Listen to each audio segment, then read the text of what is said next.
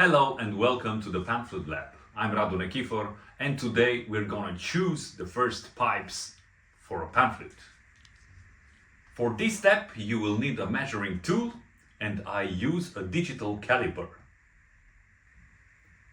The things that matter when you choose the pipes first are the measures of the interior diameter and the thickness of the tube. And I will take one from the shelf.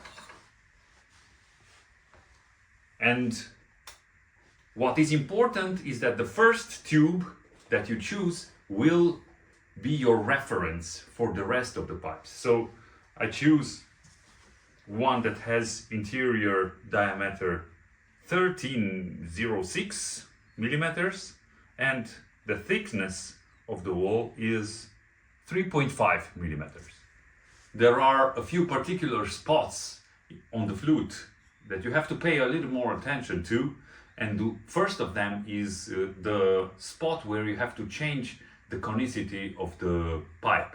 So here we have the tube of G and here we have the tube of A, and as you see the tube of G has the smaller side on top and bigger side on the bottom, and the tube of A has the bigger side on the top and smaller side on the bottom.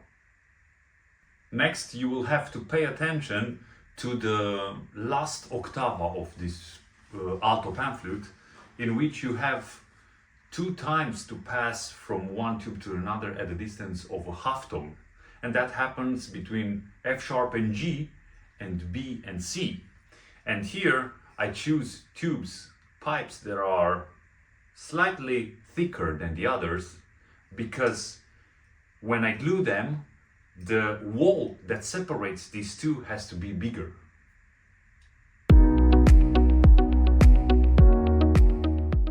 Keeping that first pipe as a reference, I'm choosing the rest of them considering its ovality and thickness.